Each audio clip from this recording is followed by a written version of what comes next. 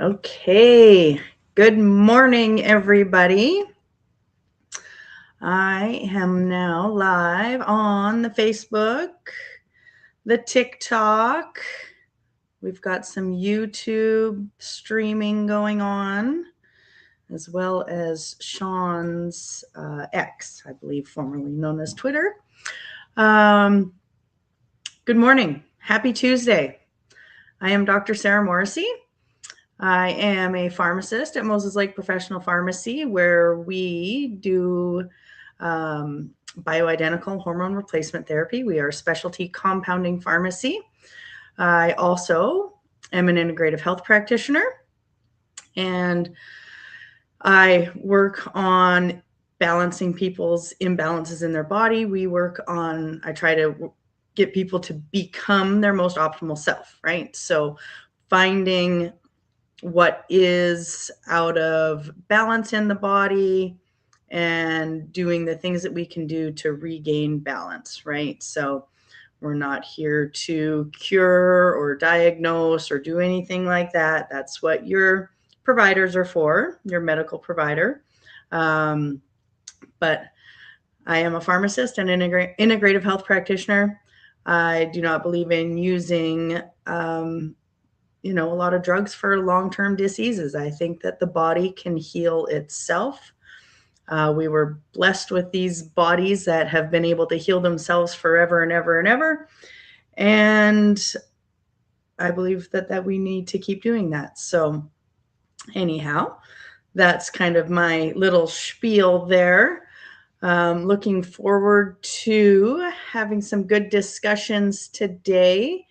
I see we've got a few people watching already, so please go ahead and post some comments. If you have a question, if you've heard me talk about anything in the past that needs clarification, I'm more than happy to do that. I have a few questions that I've received from my clients through my wellness program. And so I will go into sharing some of those. And I've talked to a few people that, just talking about people in their families that are going through some issues. And so I figured those are perfect topics to chat about today. So one of the first ones, I have a client of mine, and she has a family member going through kidney stones. And they've dealt with kidney stones for years, since he was a child, all the things. And so that kind of prompted me into, well, what are kidney stones? What kind of kidney stones is he having, right? Because there are a few different forms of the most common kidney stones. So and they are basically just like minerals that crystallize in the kidneys, right? And so they can kind of start out as like a little sand pebble, looking, if we're going to talk about kind of the size of things. And so there's calcium oxalate crystals that form. There can be uric acid crystals, the struvite crystal, which is more of an infection-based, like a post-viral infection type kidney stone that can form. And then there's also cysteine-based, and those are pretty rare, and I honestly know nothing about them. So there's that. But yeah, the calcium oxalate and the uric acid crystals are the most common. And so I think it's very important for people to know what kind of kidney stone they're dealing with, right? And so that's part of the issue, right? So if we know why they're happening, we can take the measures to maybe eliminate the things that are causing them in our daily habits. And we can also provide our bodies with the nutrients and the tools to help dissolve those stones naturally. So all literally food for thought. So the number one of the main causes of kidney stones would be dehydration. And so, and we've all heard it over and over and over again. We need to drink enough water, drink water, drink water, drink water. Okay, well, that's great. How much water do we need to drink? So there's a lot of standards, half your body weight in ounces, things like that. That's great. But you know what? If we can start with 8 to 10 8-ounce glasses a day, that is wonderful, right? That we're not overdoing it. We're not, but we're helping our body hydrate, right? So, because remember, if we're eating good nutritious soups, if we're, eating fruits and vegetables, we're also getting quality hydration that way. And so, just making sure you're drinking enough water. So 8 to 10 glasses of water a day, very important. Now, if you're having the calcium oxalate type stones, we want to maybe stay away from the high oxalate foods. Now, this is something that has always kind of strung a sharp chord on me, especially being in retail pharmacy when, your doctors tell you that you can't have grapefruit, you can't have, foods high in vitamin K because you're on this medication or that medication. Okay, so once again, we're taking out nutrition out of our body, right? So learning how to balance the body with that nutrition is very important to me. And so, yes, if our body is prone to these oxalate forming kidney stones, we don't want to keep feeding it high oxalate foods, right? So if you have high oxalate kidney stones and you love beets and spinach and almonds, you might want to take those out of your diet for a while until you can overcome your body's propensity to form these kidney stones that are calcium oxalate. So now how can we help those stones as well? Making sure we're getting enough magnesium, making sure we're getting enough B6, right? So our methylated B vitamins, our magnesium, those all help to prevent the calcium oxalate formation. So once again, finding the balance there. Aubrey, thanks, Aubrey. Managing ADHD without pills so that we can stay productive and stay focused. I do really good at productive tasks like moving and exercising, but studying and sitting down information I need, and I struggle with that. So yes, don't let me forget to come back to you, Aubrey. I'm just going to finish off on this little bit about kidney stones, and then I will come back to you. And so if I knew how to shut off my notifications on my computer, I would. So, but I'm scared I'm going to mute the whole thing. So anyway,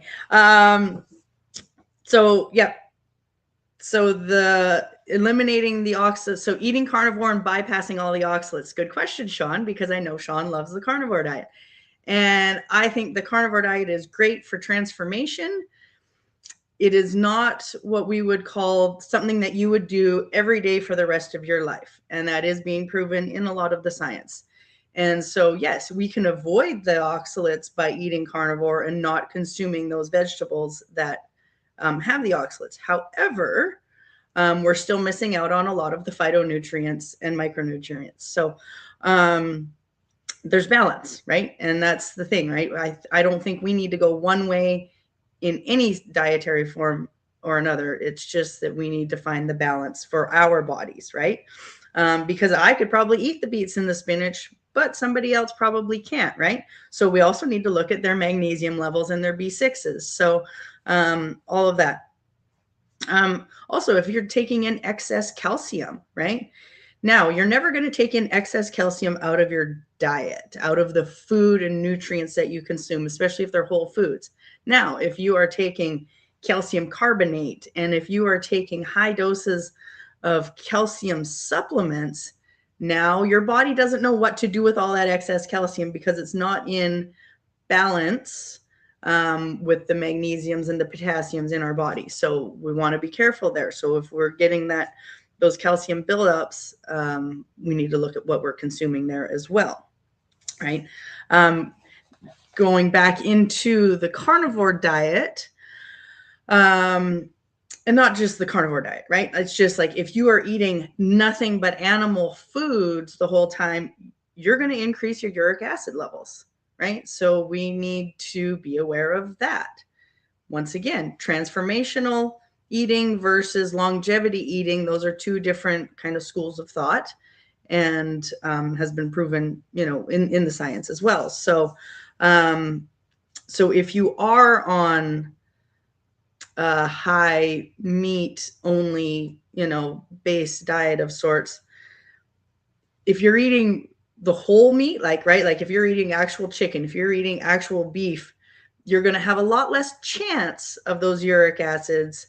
Now, if you're consuming deli meats, the pepperonis, the sausages, any of the processed meats, now you're going to risk your uric acid levels going up and your body not being able to control that. So just to be aware of that.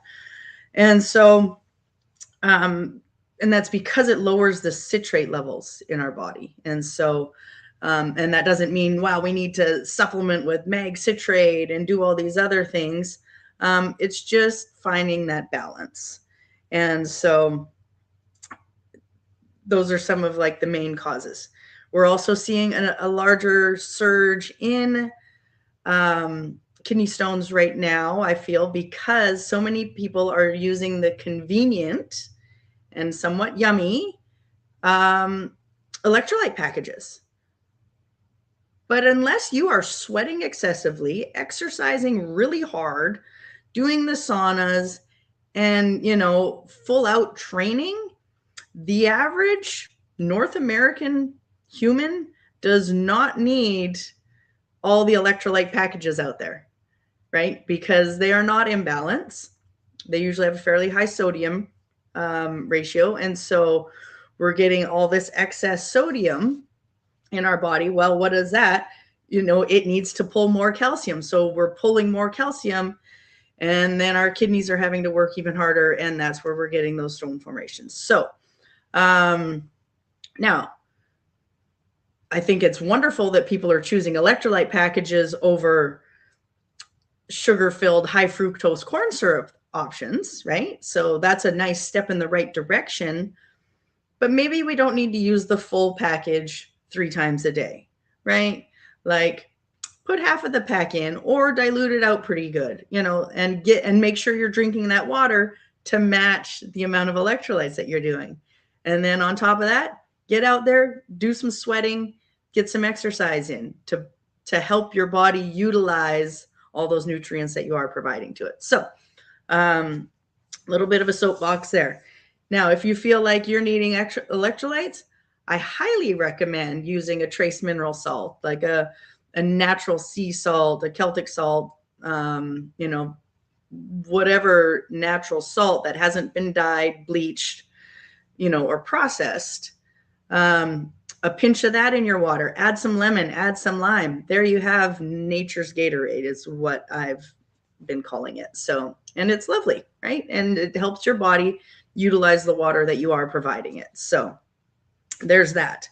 Another thing to look at when we're talking kidney stones are gut imbalances, right? When we have an overgrowth of, there is an actual bacteria, and I'm not gonna have to read it, Oxalobacter pharyngees. Well, that sounds neat, right? But this is a marker that we can measure in an organic acids test of the body, because if you've got high levels of that, it's going to help build up the oxalates in your body. So that's pretty cool information. Things I did not learn in pharmacy school. So super important there. Now, we love our vitamin D. We love our vitamin K2. Super, super important, right? Especially in North America. We don't get enough sunshine, so we need to get more sun. Vitamin D on average, 4,000 to 5,000 units a day is kind of a beautiful stay there measure. You can do like the 50,000 units once or twice a week, depending upon your levels, right? But don't just willy-nilly start taking all these high doses vitamin D, because if you're taking like super high doses, not the 5,000 units, but super high doses, you're going to, once again,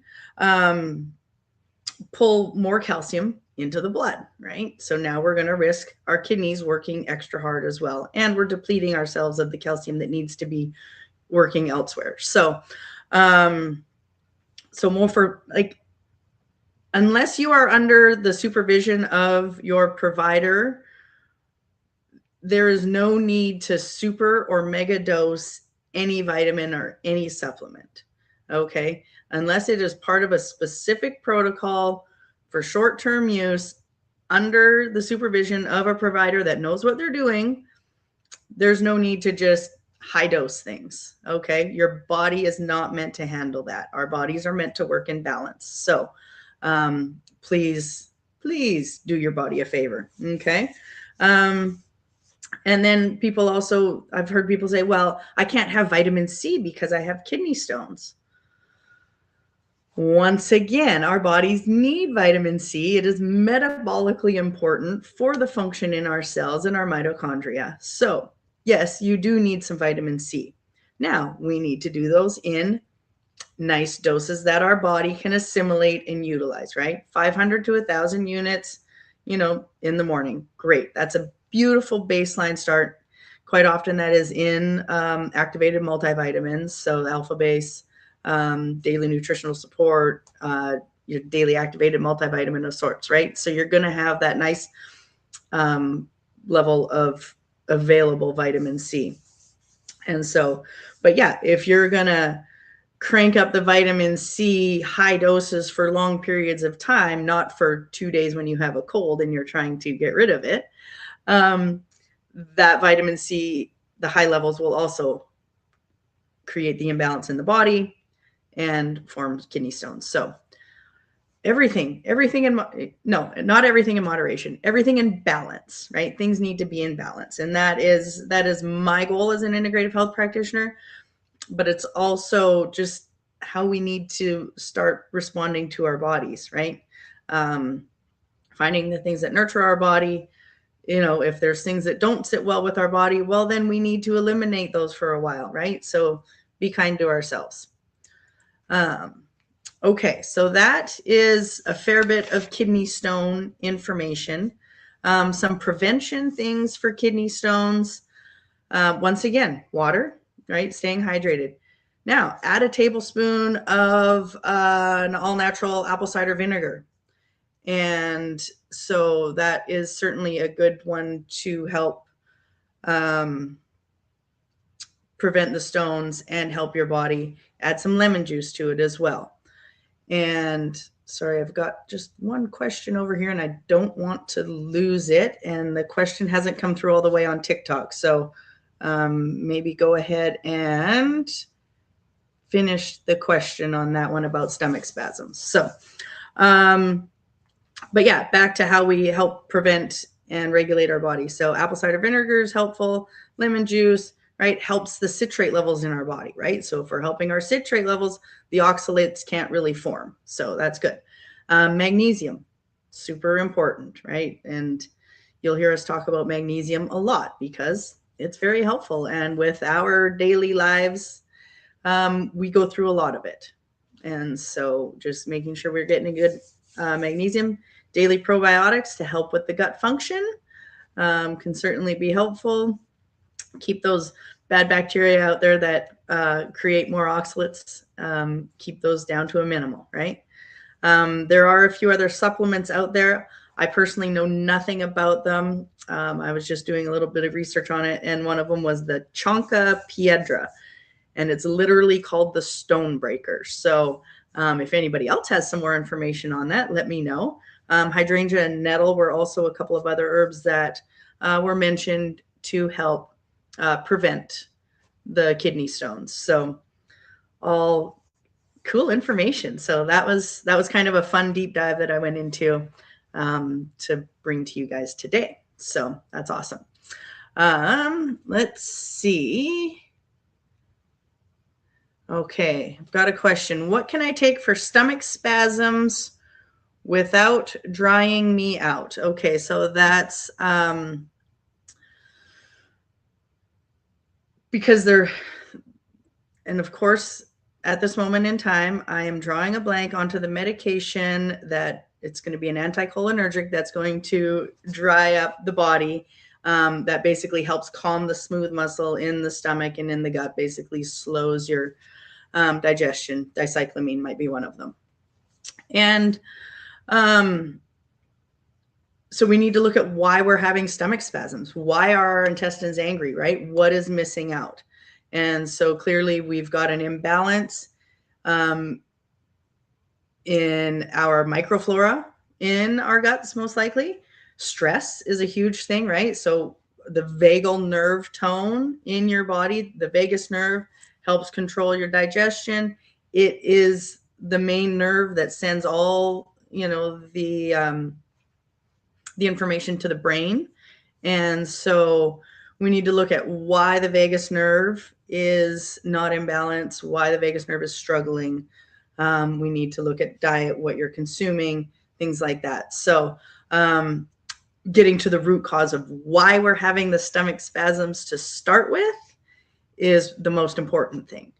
And so there's a lot more work that can be, we can test for certain things. We can look into things. You can start with different elimination diets if you wanted to just go that way. But I would honestly look at our stress, right? Look at your stress levels. Taking a moment before you eat any food at all, whether it's in a prayer or thank you for this meal, thank yourself for being able to go to the grocery store to get the meal, whatever that is. Make it as simple as possible, but taking that moment of gratitude before we consume our food gets your body to start thinking into that parasympathetic nervous system. So that's very important, right? So getting to the root cause of the stomach spasms is to me the most important thing. So hopefully that helped give you an answer there.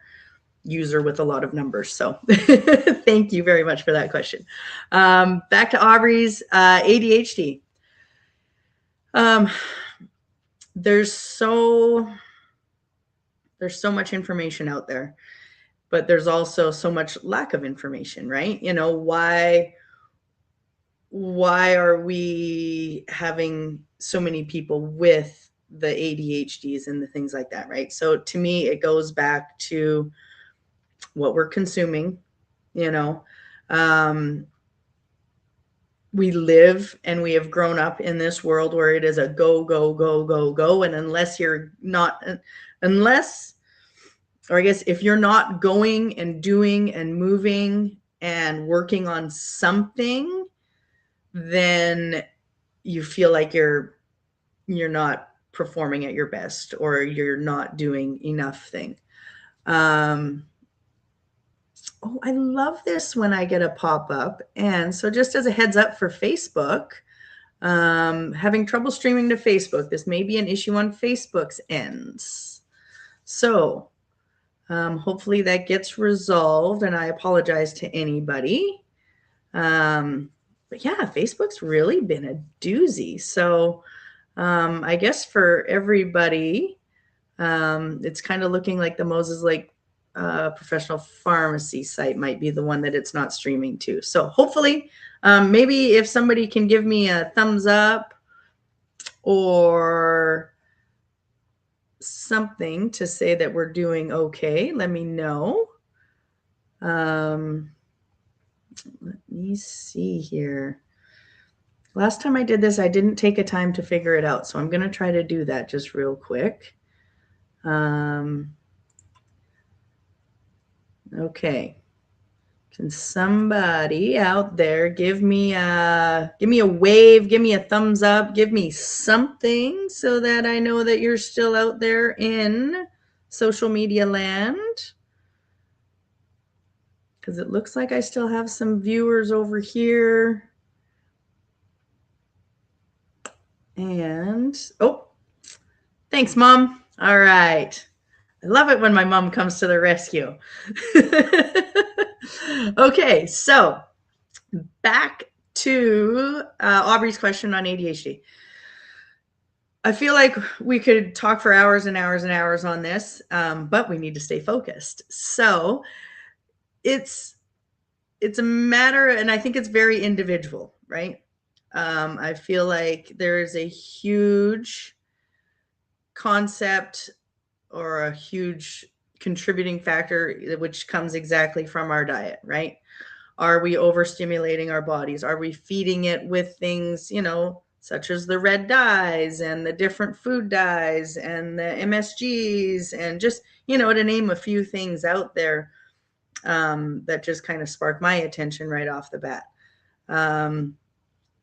If you're not eating whole foods, I think that's the first place to start when it comes to any attention situation, right? Because your body is not being fueled properly.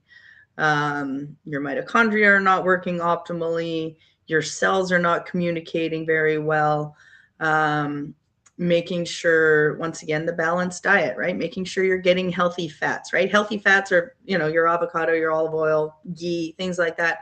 Very important for how our nerves fire. And I'm not saying like we need to have buckets of it, but, a teaspoon with every meal or, a tablespoon throughout the day, things like that.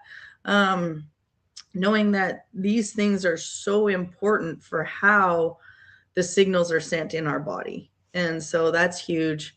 The hydration, but yeah, studying and sitting down to read information, I've struggled with it my entire life. I did the best when I had my nutrition kind of honed in better, and that was whole foods, making sure I got my fruits, vegetables, and protein, and then honoring making sure I was getting the rest. And so I don't think there is a one single answer, but those are definitely the places to start. And if we're able, once again, going back to sleep, right? Everything comes back to sleep. So if we're able to get good quality sleep, uninterrupted sleep, not a bunch of, we don't have the TV on while we're sleeping, things like that. Your body is able to function better when it does come time to sit down and read something. And so I think that's a huge foundation, right? Making sure you're getting your foundational nutrients. I know since I've been taking, I guess it's been probably over 2 years now that I've been doing my daily nutritional shake, and it is just a foundational stack that starts my day.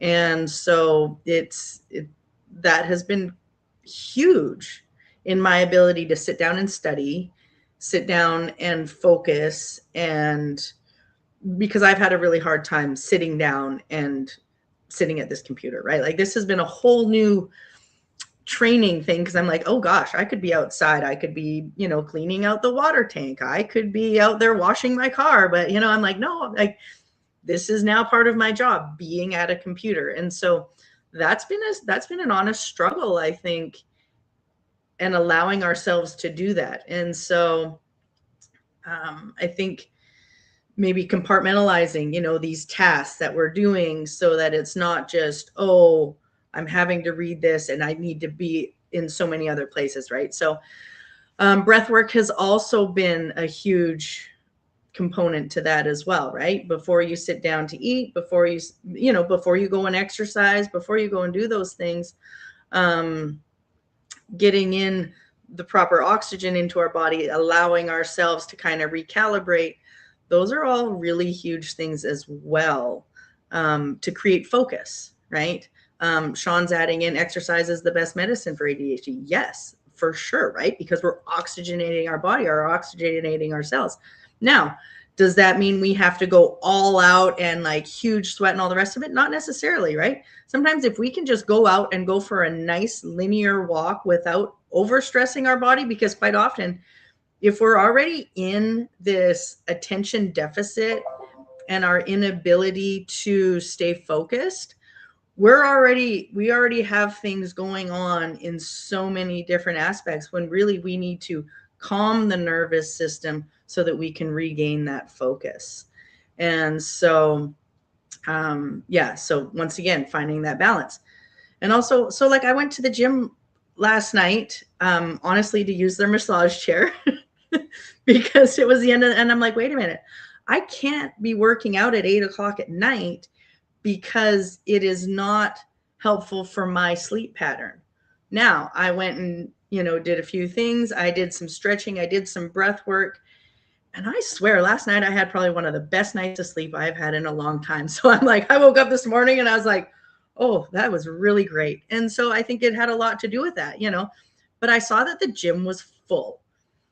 And I'm like, well, that's great, right? Like, I'm totally stoked that all these people are here working out.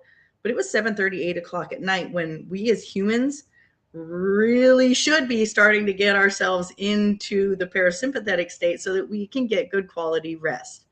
And so I don't know. I mean, everybody does things differently, but number one, I thought it was awesome that there were so many people there. But number two, I was like, oh gosh, I'm going to work out in the morning. I did some stuff, I did some body work stuff when I got home just to move the oxygen through my body. But yeah, I don't know. It made for a great sleep. So everybody finds their own way. So yeah, Sean, breathwork has been awesome. And I've been working on that for probably over a year now with an actual breathwork group. And so super fun, super good. But yeah, ADHD, find your focus, make sure you're getting the nutrition, make sure you're getting the sleep, and then, maybe creating that priority list. And then that way you don't feel like you need to be everywhere at once. And so I think that's good wisdom for myself today as well. So any other quick questions? Wow. I did like 32 minutes all on my own this time, guys. So this is fun. So great to be here. I am looking forward to next week. Once again, you've got, 6-7 days to send me any of your questions. Or if you've got somebody in your family that's going through something, if you're going through something, shoot me those ideas. And that's just a fun little rabbit hole for me to go down and share the information. Because remember, if you have a question, somebody else has the exact same question, and a lot of people will have that same question. So please don't be shy. And yeah, and we will see you all next Tuesday, 9 a.m. I am Dr. Sarah Morrissey, integrative health practitioner and pharmacist for Moses Lake Professional Pharmacy. So thank you all for joining us, and have an awesome, awesome day.